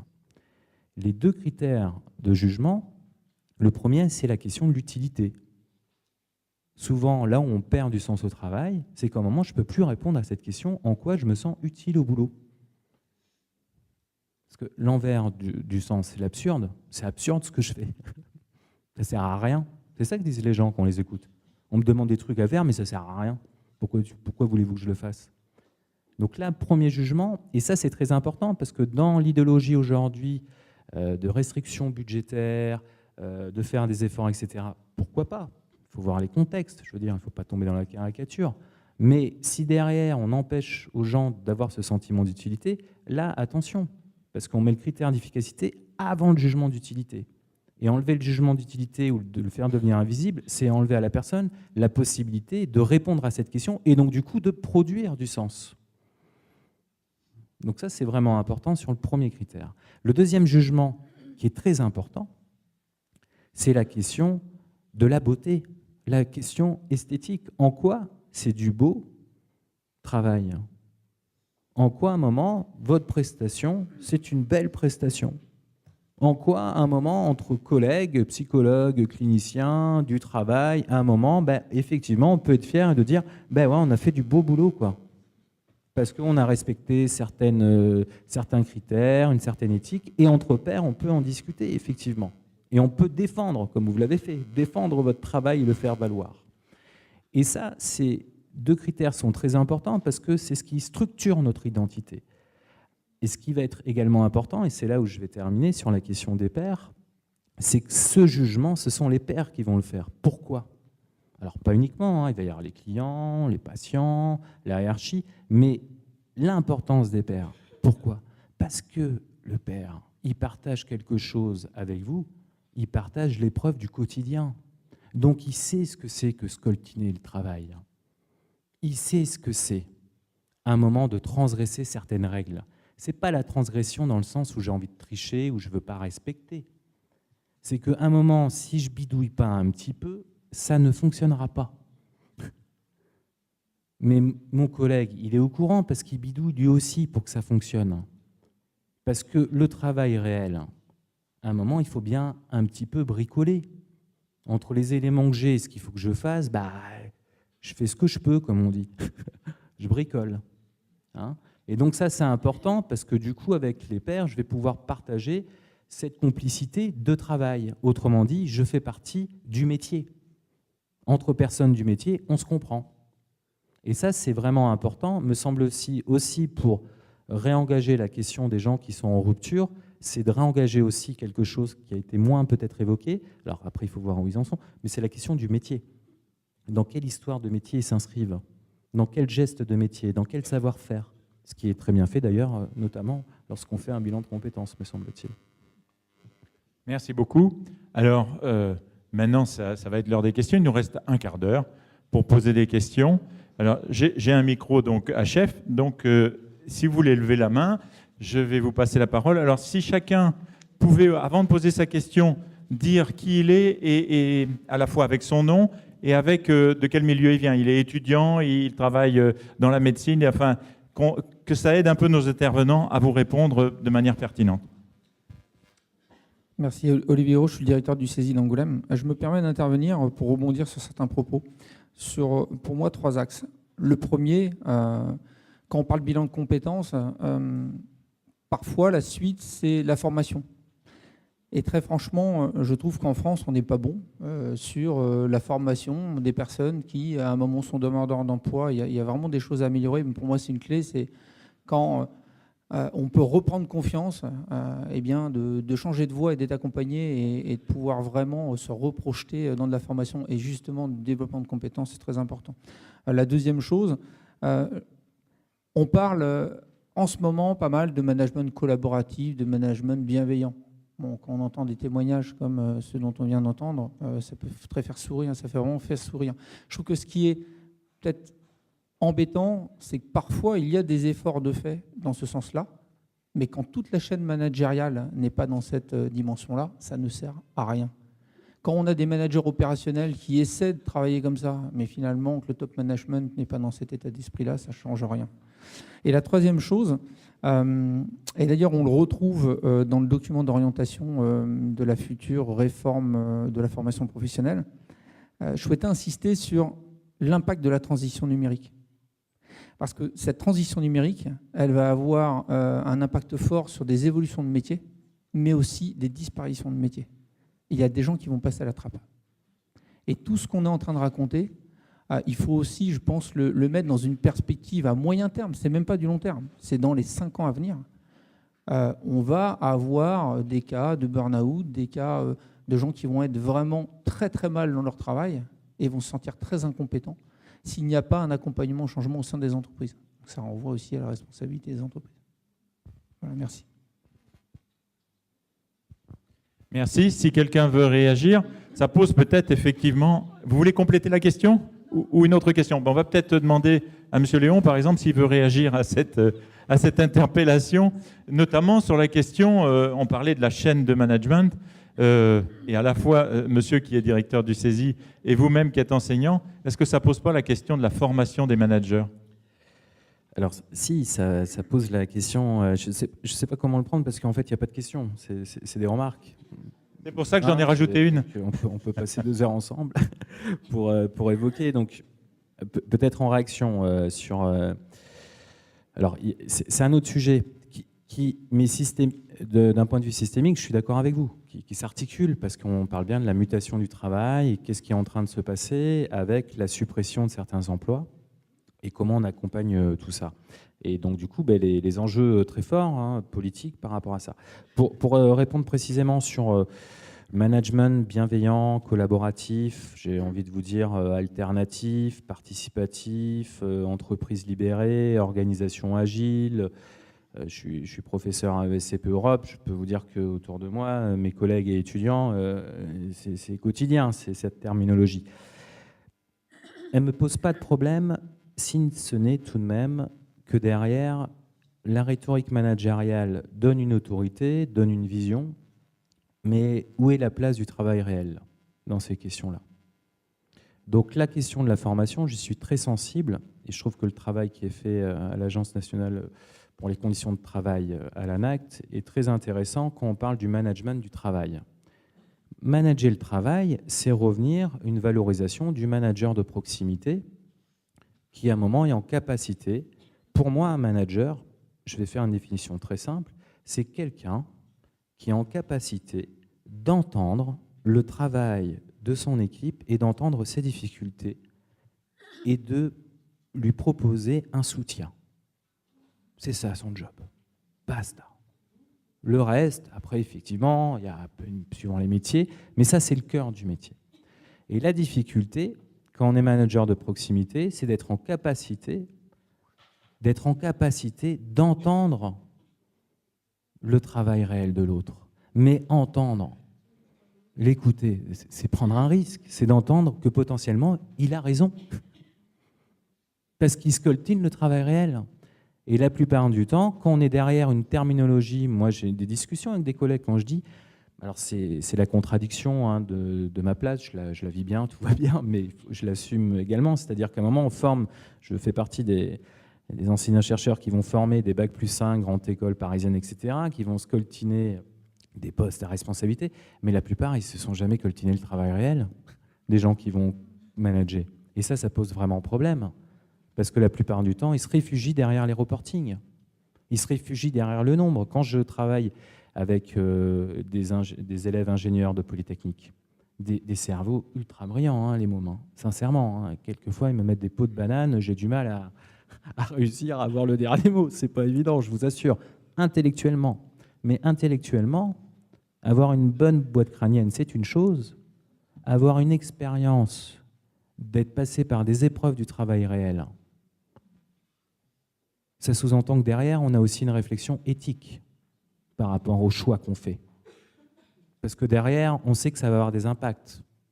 Et ça, c'est pas la théorie qui vous l'apprend. Ce sont les épreuves professionnelles, quand il va falloir prendre des décisions difficiles. Parce que derrière, suivant les rapports de force, en principe, on s'en souvient. Donc ça, c'est important. Et il me semble que si je devais répondre en une phrase par rapport à ce que vous évoquez, il me semble, c'est qu'est-ce qu'on fait du travail réel malgré la transformation numérique? Parce que le réel, même si le numérique, c'est une technique, le réel, il restera. Le matériel, il restera. La vie humaine, les préoccupations humaines de la vie, de la mort, pour reprendre ce que vous avez évoqué, de qu'est-ce que je fais de ma vie, de la question du sens, vous pourrez rajouter du Facebook, du numérique, tout ce que vous voulez, ça ne réglera pas, si ce n'est qu'on a peut-être une nouvelle identité virtuelle. Mais ça n'enlèvera pas, encore une fois, le réel. Madame, vous vouliez prendre la parole. Donc bonjour, Nathalie, élève au CESI également, promotion RRH. Donc moi, c'était une question par rapport au travail. Donc en fait, vous parliez de dépersonnalisation, de pas envie, de perte de sens. Mais qu'en est-il pour les personnes qui prennent un emploi par défaut, en fait, pour raisons alimentaires, qui n'ont pas le choix? Parce qu'il y en a beaucoup. Nous, en entreprise, en tant que RH, on a des postes qui n'intéressent personne, il faut dire ce qui est. Et c'est vraiment des gens, souvent sans qualification, qui les prennent par défaut. Donc, est-ce que ça peut emmener aussi vers le burn-out, le fait que ce ne soit pas un poste choisi, mais un poste par défaut? Est-ce que vous comprenez le sens de ma question? Oui. Vous voulez répondre? Je réponds? Vous voulez répondre? Non. Personne ne veut répondre, donc je me fais un plaisir de vous répondre. Ça, c'est une question que je dois souvent me coltiner quand j'interviens dans le monde de la grande distribution. Pas évidente, parce que vous voyez bien, déjà, quand on choisit son boulot, c'est pas gagné. Alors, quand on choisit pas son boulot, c'est encore moins gagné. Alors, est-ce que c'est sujet au burn-out? De toute manière, comme je l'ai évoqué et comme ça a été repris d'ailleurs, potentiellement, oui. On va, même quand on choisit, on est potentiellement confronté à ces questions-là. On est dans une époque où, effectivement, quand on se retrouve au boulot et qu'on choisit un emploi et qu'on ne l'a pas choisi, du coup, le rapport au travail, il est ce qu'on appelle un rapport instrumental. C'est-à-dire que je viens au boulot parce qu'à un moment, il faut que je gagne ma vie. Voilà. Mais malgré ça, il me semble qu'à un moment, la question, c'est sur le contenu de travail, comment faire pour que la personne, de quelque chose qu'elle a subi initialement, puisse devenir un choix. Alors là, il faudrait prendre des exemples concrets derrière. Parce que souvent, la personne va vous répondre ce registre-là, mais si à un moment, elle s'inscrit dans un collectif, et si à un moment, il y a un vrai enjeu, parce que souvent, ce qu'on peut remarquer, ça va être par exemple une personne, une maman, divorcée, célibataire, avec un môme, 2 mômes, et à un moment, elle ne va pas se poser la question, elle aimerait bien faire le bilan de compétences, elle aimerait bien venir en conférence burn-out, etc., mais elle a autre chose à faire. Parce que demain, il va falloir qu'elle se lève pour penser pour ce type de personne, qu'à un moment, il va falloir qu'elle aille se lever de bonne heure pour se coltiner, s'occuper des mômes, les amener à l'école, et après d'aller au boulot. Donc à un moment, comment elles font ces personnes? Eh bien, à un moment, elles font le choix d'arrêter de penser. Ça ne veut pas dire qu'elles sont bêtes. Attention. Ça ne veut pas dire qu'à un moment, elles ne sont pas capables d'être très malines. Attention, il ne faut surtout pas le dévaloriser. Non, c'est un mécanisme de défense pour pouvoir tenir malgré tout au travail. Parce que si je commence à me poser toutes ces questions, à un moment, je ne tiens pas au boulot, quoi. J'y arrive pas. Les mécanismes de défense, c'est une hypothèse que je dis là. Je ne sais pas. Après, effectivement, sur une position RH, Là, vous soulevez des questions compliquées, parce que comment faire pour créer de l'attractivité sur des métiers à faible compétence face à des personnes qui ne sont pas obligatoirement formées? Alors peut-être se renseigner avec le CESI, justement, pour continuer, vous en faites partie, pour continuer de valoriser certains métiers, certaines compétences. Le bilan de compétences, souvent, en font partie. La dynamique de toute la réforme de la formation continue, 90, après 2005, etc., je ne vous apprends rien. C'est aussi dans cette logique-là de valorisation de ce type de parcours, mais on voit bien aussi les limites. On voit aussi les limites. Voilà, je ne sais pas si j'ai répondu à votre question. Autre question? Voilà. Je penserai à vous tout à l'heure, je vous ai vu. Donc, bonsoir, je m'appelle Maxime et je suis chef d'entreprise de service. Et j'aimerais juste revenir sur 2 points. Déjà sur les statistiques que vous avez données en début de conférence par rapport au burn-out. Est-ce qu'on peut vraiment se baser sur ces statistiques, sachant que le burn-out est souvent un terme qui est mal utilisé, où on va pas vraiment, enfin les personnes qui vont l'utiliser ne vont pas prendre tous les termes qui le définissent réellement. Et le deuxième point, c'est est-ce que ça serait pas bien de remettre en cause les responsables de ce burn-out, que ce soit les entreprises ou les employés. Donc, comme a dit madame, des personnes qui vont prendre un emploi par dépit, ou des entreprises, par exemple, quand tu auras un changement comme vous l'avez évoqué, un changement de gérant, du coup, que la politique de l'entreprise ne corresponde plus à l'employé. J'imagine que la question m'est adressée. Vous avez entièrement raison. Mais j'ai fait un choix de donner ce chiffre-là pour que vous puissiez vous repérer. C'est un chiffre qui date de 2015. Vous voyez, après, il est entre 5 et 10%. Donc, il y a de la marge entre 1,5 million et 3 millions. Mais c'est pour vous donner un exemple. Après, la difficulté, c'est qu'il y a très peu d'études statistiques sur la question. Première remarque. Deuxième remarque, étant donné qu'entre chercheurs, on n'est pas d'accord sur la définition. Du coup, quand on engage une enquête par questionnaire, on ne sait pas ce qu'on cherche. Donc du coup, c'est là où ça biaise tout le processus pour avoir des chiffres. Derrière la question que vous posez, il me semble qu'elle s'articule sur la responsabilité, mais derrière, ce que vous ne dites pas, mais moi ce que j'entends très fort, c'est, me semble-t-il, la question, et ça a été évoqué, on ne l'a pas encore reparlé, c'est est-ce que c'est une maladie ? Parce que poser la question de la responsabilité, c'est-à-dire que si une personne tombe malade, qui c'est qui paye? C'est le chef d'entreprise ou c'est la Sécu? C'est la Sécu. Alors que là, il y a un paradoxe, parce que quand on recadre la loi, un salarié, à un moment, il signe un contrat de travail, relation asymétrique, l'employeur, d'un point de vue juridique, est responsable des conditions de la qualité de vie au travail de l'employé. Mais là, d'un coup, il y a une contradiction. Parce qu'à un moment, comme ce n'est pas reconnu comme maladie, la question du burn-out, vous allez chez un toubib, le toubib, s'il met burn-out, ce n'est pas reconnu, ça n'existe pas. Sur le tableau clinique, ça n'existe pas. Ça ne veut pas dire que ça n'existe pas socialement. Ça veut dire qu'à un moment, sur des enjeux, vous voyez bien l'enjeu derrière. L'enjeu, il est économique. Parce que suivant qui est reconnu responsable, c'est pas la même chose. Du coup, c'est qui va payer. Bon, aujourd'hui, c'est la Sécu. Mais si jamais à un moment, il y avait une reconnaissance que c'est l'employeur, du coup, c'est l'entreprise qui paye. C'est plus du tout, en termes de responsabilité, c'est plutôt la même chose. Mais comme en amont, pour le moment, parce que ce sont des débats avec des gros enjeux, effectivement, c'est pas anodin si la ministre s'est positionnée sur ces questions-là. C'est parce qu'à un moment, si elle commence, en tant que ministre, elle commence à évoquer, oui, c'est une maladie, vous comprenez bien que d'un coup, ça change les rapports de force pour discuter de cet enjeu-là. Il est tout sauf neutre. Hein. C'est un petit peu, moi je prends la métaphore, j'en discutais avec une collègue. Alors, c'est une métaphore, donc elle a aussi ses faiblesses, mais elle a le mérite à un moment d'être pédagogique. C'est comme l'histoire de l'amiante. L'amiante, au départ, au départ, on ne faisait pas le lien avec le boulot. Les particules, etc., on ne faisait pas le lien. C'est après, au fil des recherches, où on a commencé à faire le lien. Mais après, il y a eu tous les débats où il a fallu le démontrer d'un point de vue du droit. C'est-à-dire que vous voyez bien que ce n'est pas les mêmes temporalités, parce que ce n'est pas les mêmes institutions, à un moment, qui vont discuter de ces thèmes-là. Entre chercheurs se mettre d'accord sur définition, pour avoir des statistiques, pour être plus précis, effectivement. Derrière, ça va occasionner sur des enjeux juridiques. Mais comment on va faire la loi? Je ne vous apprends rien, c'est au niveau des institutions, avec toutes les discussions parlementaires, etc. Là, vous voyez bien que c'est ça le micmac en ce moment. C'est là où, à un moment, en termes de responsabilité, ça débat dans tous les sens. Et derrière, moi, je serais quand même d'avis d'être assez prudent pour reconnaître à un moment le burn-out comme maladie, parce que derrière, ça peut aussi occasionner le fait qu'on passe à côté d'autres pathologies qui ne soient pas reconnues. Et donc là, ça peut aussi poser problème. C'est-à-dire que si c'était aussi simple que ça, cette histoire, on serait sauvé, mais ça fait débat. Enfin, voilà où on en est à l'état actuel des connaissances et du débat actuel en France. En Belgique, par exemple, ça a été tranché. Mais en France, ça ne l'est pas. Je vais juste revenir, vous avez parlé de la Sécu et vous avez parlé de l'étranger avec la Belgique.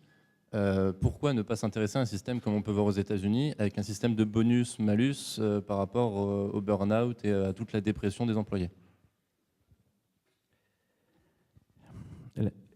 Si vous voulez répondre rapidement, parce que j'ai une autre question après. Je vais être très rapide. Alors, la difficulté dans votre proposition, c'est que vous comparez deux histoires clairement différentes.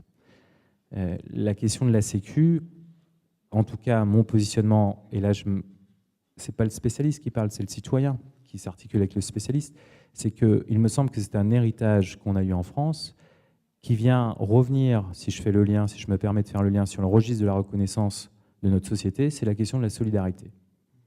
Et un des enjeux forts qui crée notre identité française, c'est qu'à un moment, on a une Sécu. Alors on s'en plaint, on crie dessus, je suis français, je peux en parler, je pense qu'on peut se reconnaître sur ces questions-là. Mais derrière, ça vient créer aussi la question de la valeur de l'après-Seconde Guerre mondiale. Sur un moment, comment on pensait faire société, comment on pensait faire solidarité, et comment on redistribuait ces questions-là, parce qu'à un moment, c'était permettre à des gens qui n'avaient pas les moyens de pouvoir se faire soigner. Et il me semble qu'aujourd'hui, dans le contexte américain, avec le nouveau président, il me semble, personnellement, ce n'est pas la voie que j'ai envie de prendre, et c'est pas. Je pense qu'il y a d'autres systèmes qui peuvent être effectivement intéressants, mais point de vigilance. On a aussi une histoire. Alors, elle peut avoir ses mauvais côtés, parce qu'à un moment, ça peut être long, ça peut être source de débat, ça peut être compliqué, effectivement, mais une histoire, ça permet aussi de se projeter. Pour pouvoir se projeter et continuer à se vivre ensemble et défendre certaines valeurs de solidarité, il me semble que c'est important aussi de prendre soin de certaines institutions.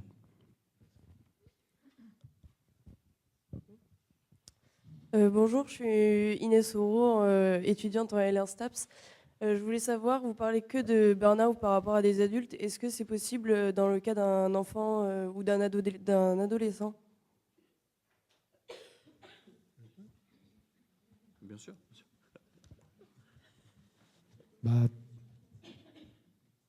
Oui, je pense qu'on peut raisonnablement penser que le burn-out, ce n'est pas qu'une question d'adulte. Pourquoi? On parle d'épuisement, tout à l'heure ça a été bien dit, c'est en 3 points, je pense qu'on peut retrouver ça. Juste pour préciser, ce soir en tout cas, moi mon positionnement, quand je m'adresse à vous, c'est la question du burn-out dans le champ professionnel. Donc, de ce point de vue de cette définition, l'adolescent et l'enfant n'y rentrent pas. En revanche, ça ne veut pas dire qu'à un moment, en tant qu'enfant, en tant qu'adolescent, on n'a pas une activité psychique. Ça ne veut pas dire qu'aujourd'hui, avec la pression, on le voit très bien, certains enfants, à un moment, on voit certains gosses, aujourd'hui, ils ont des agendas plus remplis qu'un adulte. Parce qu'entre l'école, le cheval, la musique, le copain, le machin, le truc, à un moment, on dit, oh, relax, elle est où la place de l'ennui pour le môme? Elle est où la place, à un moment, de l'imaginaire pour l'enfant? Elle est où la place, à un moment, de la créativité? Donc, il peut y avoir effectivement des symptômes d'épuisement émotionnel aussi chez les mômes. Et après, si on fait le lien également du côté, il ne faut pas croire, à un moment, le burn-out chez l'adulte, quand il rentre à la maison, à un moment, il transmet quelque chose. Il ne transmet pas obligatoirement dans le dire, mais corporellement. Moi, je fais partie d'une génération où, à un moment, j'ai vu mon père au chômage. Donc, à un moment, ça m'a marqué. C'est peut-être pas anodin que je fais ce métier dans mon rapport au travail. Hein, c'est devenu mon objet d'étude. Mais ce que je veux dire, c'est qu'à un moment, ça se transmet aussi, ces questions-là. Hein, l'émotion, elle se transmet. Après, pour revenir sur les ados, effectivement, on voit ce type... alors, c'est pour ça que je me suis permis de reprendre. Hein, c'est-à-dire que, vous voyez, c'est-à-dire que le burn-out, c'est un mot valise, donc on peut tout y mettre. Donc il faut être un peu rigoureux quand même derrière pour se mettre d'accord sur de quoi on parle. Et les adolescents, on peut le remarquer notamment quand à un moment c'est la pression, période pas facile de transition, c'est la fameuse phase des choix, hein, surtout qu'on est dans un pays, là on pourrait questionner aussi, hein, vous avez, monsieur, questionné le système dans lequel on est d'un point de vue de santé, mais on pourrait questionner aussi la question à un moment d'un pays où quand on fait une prépa, après le bac on fait une prépa et ça va déterminer toute notre trajectoire de vie. C'est une absurdité, d'une certaine manière, même si derrière ça peut apporter certaines choses, encore que ça peut être source de discussion. Mais des adolescents, des jeunes adultes qui craquent en prépa, effectivement, ça existe. Des adolescents, des jeunes adultes dans des grandes écoles qui se suicident parce que trop de pression au boulot, parce qu'à un moment, ils veulent avoir le parcours d'excellence, c'est-à-dire faire la grande école parisienne, plus la licence de mathématiques, plus le master pour préparer l'ENA, ça existe. Il y en a qui arrivent. Et il y en a d'autres, ils échouent. Et quand ils échouent, pour eux, c'est une humiliation et ça peut passer à des idées mortifères jusqu'au passage à l'acte. Donc oui, vous avez raison, c'est une belle question. Après, c'est peut-être juste la nuancer de quoi on parle. Est-ce qu'on peut vraiment parler de burn-out? Alors certains psychologues aujourd'hui évoquent, évidemment, reprennent cette terminologie de burn-out. Mais je trouve ça dommage parce que du coup, à reprendre toujours la même terminologie, à un moment, si vous voulez, à utiliser tout le temps les mêmes mots, à un moment, on ne sait plus de quoi on parle. On met tout et n'importe quoi dedans. Hein, ce n'est pas du fétichisme de l'intellectuel qui va absolument... Je vous donne le micro. Qui va absolument... mais la nuance, elle est importante, et je termine là-dessus, par rapport à cette question. La nuance est importante parce que bien nommer les choses, c'est bien les penser derrière. Et donc, du coup, après, c'est de pouvoir poser des actes en cohérence avec ce que je ressens et donc de produire du sens. Donc, c'est aussi une manière de répondre au burn-out, ce que je fais là. Non, mais je complète ce que vous dites et je suis d'accord. D'ailleurs, moi, je ne l'emploie pas forcément burn-out dans le boulot. C'est pas, effectivement, c'est pas mon job. Mon job, c'est ils sont en face. J'ai travaillé dans une médecine préventive. J'ai eu 70 étudiants. Je peux vous dire que la plupart n'étaient pas en bonne santé. Et quand ils parlaient effectivement de ce qu'ils encaissaient, puis alors on peut aussi parler d'être adultifié. Vous voyez, c'est-à-dire qu'on peut être ado, mais très adulte. Quand vous parlez, voir les parents, ce qui se passe à la maison, ça accélère des processus de maturation. Et on ne vit pas bien son adolescence, etc. Donc, burn-out, oui, je veux bien un travail. Le travail, c'est sans frontières. Un ado, ça travaille. Effectivement, après, de toute façon, ce n'est pas un diagnostic, vous l'avez dit. Donc, la question, elle n'est même pas à se poser. Sauf qu'il y a bien un épuisement aussi. Donc, là, le principal pour moi, ce que je trouve, ce qui a été aidant pour les patients, c'est de leur dire qu'on reconnaît un état où quelque chose a été dépassé en termes de fatigue. Parce que sinon, ça entretient le déni, comme on disait. Et à partir de ce moment-là, on peut rentrer dans une séquence de soins. On atterrit, en fait. C'est comme un moment où on fait un atterrissage. On évite le crash, quoi, parce que c'est ça le burn-out aussi. Enfin, le burn-out tel que je le comprends. On a passé le délai, mais s'il y a encore une question, et si M. Arnaud nous autorise.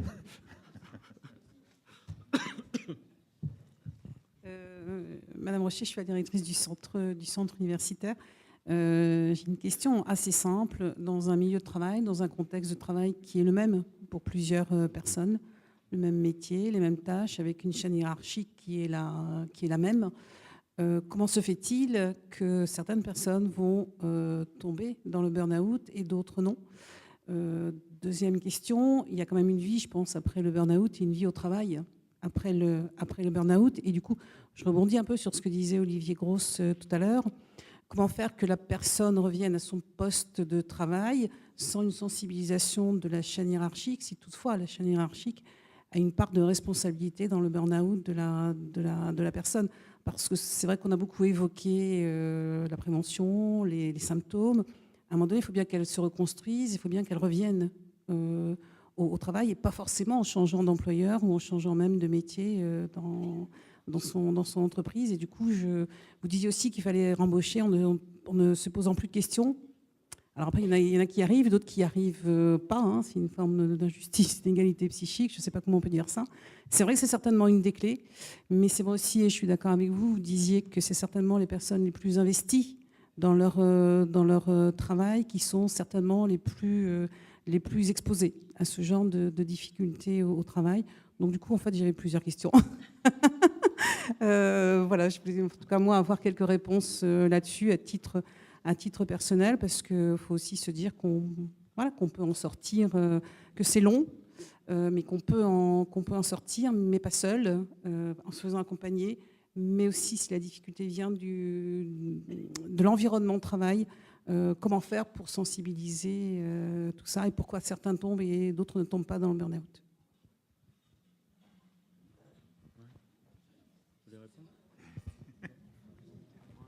C'est bien. C'était la dernière, mais c'est à tiroir. C'était la cerise. Ouais, vous avez gâté là. Comment se fait-il qu'il y en ait qui tombent et pas d'autres? Là, vous posez la question de l'énigme. Moi, c'est la question que je me pose en permanence dans mes recherches. Hein, la question est assez simple, mais redoutable, c'est qu'est-ce qui fait que les gens tiennent au travail? Hein, c'est la très belle hypothèse qu'avait posée pour l'anecdote, mais que je trouve vraiment intéressante, Christophe Dejour.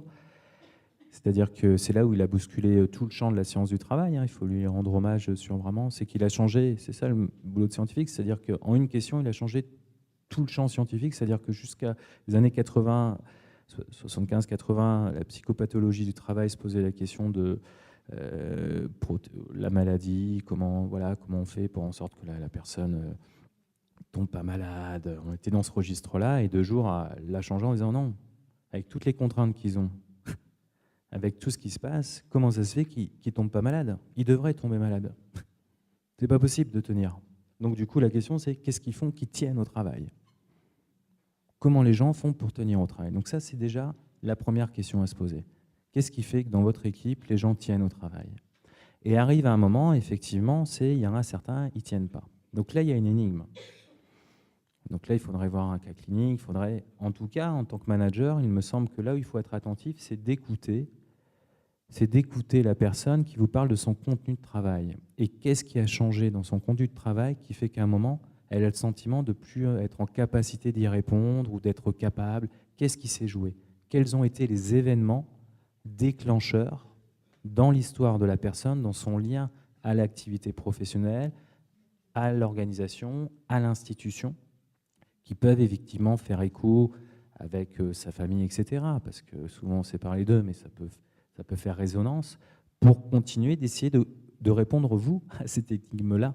Hein, j'entends que c'est une question qui vous préoccupe, et c'est tout à fait normal, j'ai envie de vous dire, quand on est manager, de se préoccuper, et tant mieux, à un moment, des conditions de la coopération, comment je fais en sorte que la personne se sente bien au travail, mais du coup, quelles sont les ressources que je lui donne pour qu'elle puisse tenir au travail. Hein, donc ça, c'est un problème. Vous voyez, je vous réponds avec une autre manière. Mais il me semble que c'est vraiment, avant d'être dans une démarche de solution, faut-il encore poser le bon diagnostic. Et donc, du coup, reproblématiser pour voir dans quel sens on va pour écouter l'activité de l'autre. Donc, effectivement, il y a un après. Alors, le burn-out, là, on est parti sur les gens qui sont tombés. Mais avant de tomber, il y a tout un processus où la bonne nouvelle, c'est que quand on identifie le burn-out assez rapidement, on peut arrêter le processus. C'est-à-dire que je repère qu'à un moment, je commence à avoir des problèmes pour être attentif. Je commence à être un peu irritable. C'est un peu les cas que vous évoquez dans le bilan de compétences. C'est-à-dire que la personne a identifié, elle a entendu, souvent c'est l'entourage. Les pairs, mais aussi à la famille. Ou d'un coup, à la maison, ça chauffe un petit peu à la maison en ce moment. Parce que pas souvent là. Donc ça chauffe. Donc là, c'est les premières réactions. Souvent, quand on écoute les gens, c'est ce qu'ils vous racontent. Oui, là, je viens parce qu'en ce moment, ça chauffe à la maison et je me dis qu'il y a un truc qui ne va pas. Une prise de conscience. Donc là, une fois qu'on a identifié ça, du coup, on peut garder quand même la possibilité de faire un choix de sortir de ce processus. Alors après, c'est des choses assez basiques, mais importantes. C'est-à-dire qu'à un moment, je repose des limites. Je remets aussi la question du travail, elle est importante, mais ça reste que du boulot. Il y a aussi d'autres sphères qui peuvent être valorisées. Une activité physique aussi, où on va se dégager un peu des soucis du travail. On trouve d'autres lieux d'expression, c'est aussi important. Hein. Donc dans le après, effectivement, le point central, c'est que, c'est pour ça que je suis vigilant aussi, souvent on me pose la question, est-ce qu'il y a des gens qui ont est-ce qu'il y a plus des profils de personnes? Alors moi déjà, je ne réponds pas à cette question parce que je trouve qu'elle est stigmatisante. Parce que la question que vous posez, c'est comment on fait pour réaménager des conditions sans stigmatiser la personne, sans qu'elle ait sur le front « Salut, moi c'est burn-out ». Eh ouais. Ça, on rigole, mais souvent c'est comme ça que ça se passe, entre collègues. Et quelquefois, c'est pas fait méchamment, mais ça va être la petite blague. Vous savez, la petite blague un peu déplacée, là. Donc effectivement, c'est comment on réaménage pour que la personne ne revienne pas avec cette étiquette. Qu'elle soit pas... Parce que là, c'est remettre encore de la discrimination. Enfin, vous voyez, on ne s'en sort pas. Donc effectivement, c'est de replacer la question. À un moment, c'est proposer des cadres où à un moment, cette question, elle puisse être discutée et qu'elle ne soit pas taboue. Hein, l'objet de votre question, pour le dire, hein, vous voyez, je tape juste, me semble-t-il.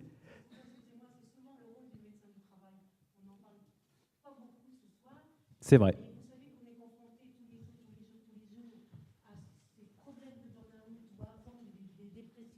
Liées au travail, et le premier interlocuteur que les salariés ont quand ils ont confiance en leur médecin du travail, ça fait 30 ans que j'exerce, ils viennent voir leur médecin du travail. Et on a toute une approche et tout un travail à faire au sein de l'entreprise. On va même parfois au combat. Hein, c'est pas facile, mais on arrive à changer des façons de travailler pour pouvoir réinsérer la personne avant qu'on la mette inapte au travail. C'est le premier interlocuteur, le médecin du travail. D'accord ? Alors après, quand c'est plus grave, on oriente au CHS, etc. On travaille avec les psys, mais je crois qu'il est important de parler du médecin du travail, et les salariés le savent de plus en plus. Et après, on évolue vers un bilan de compétences, etc. On les sort du travail parce qu'on est obligé.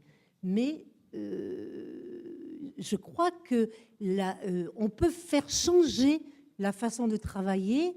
C'est pas facile, mais on y arrive dans certaines entreprises.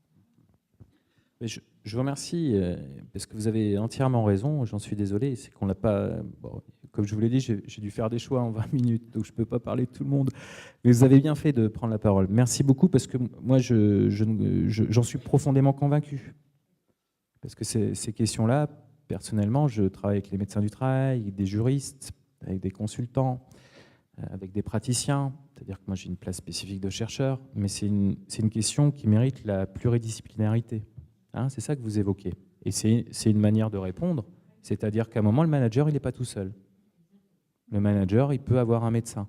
La difficulté aujourd'hui, c'est comment je me projette en me disant, je suis dans un collectif, mais ce collectif, il n'est pas visible.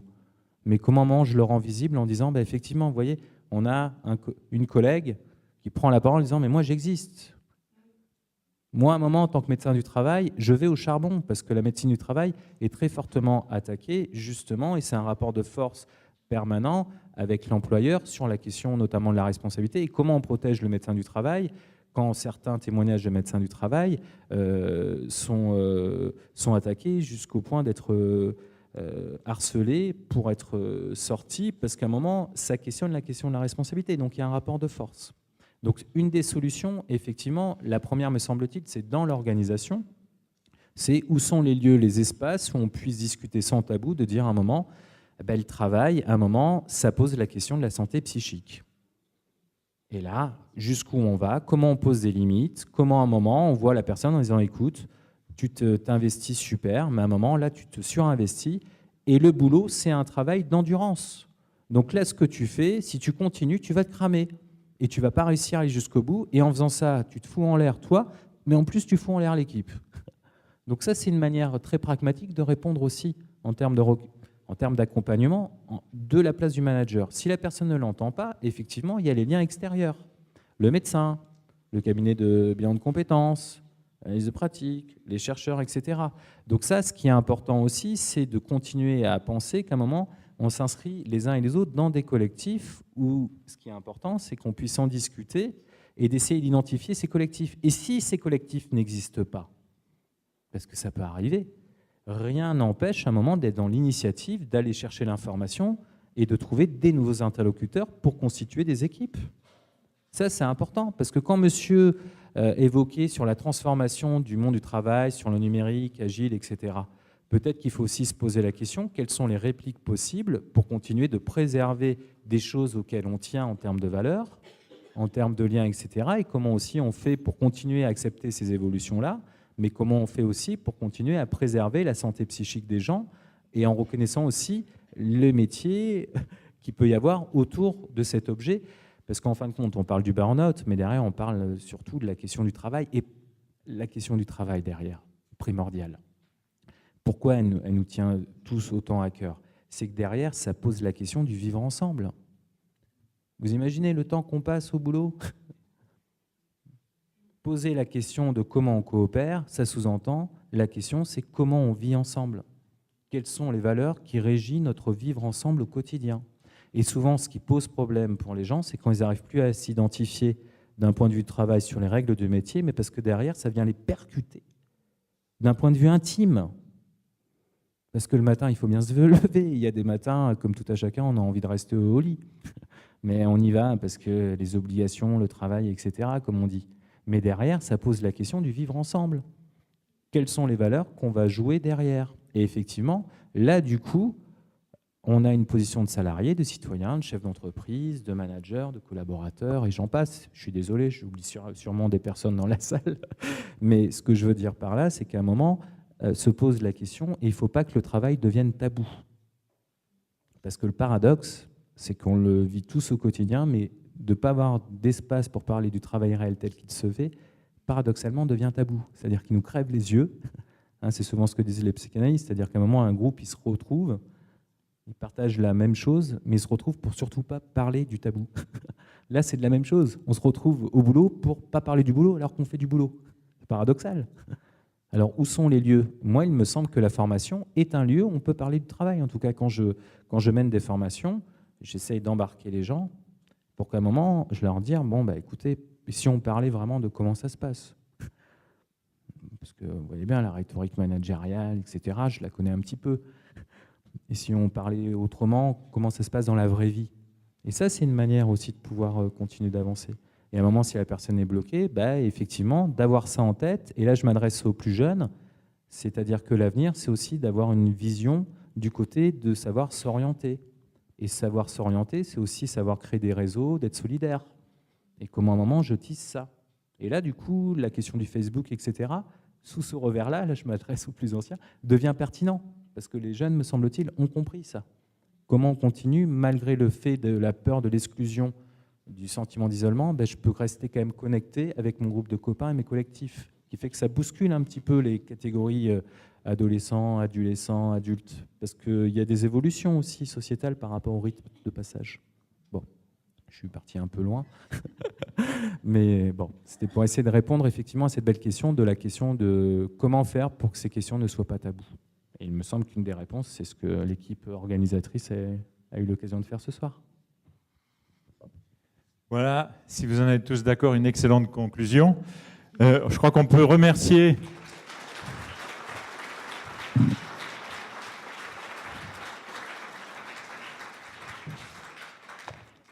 nos 4 intervenants. Si certains d'entre vous veulent réécouter cette conférence, elle a été enregistrée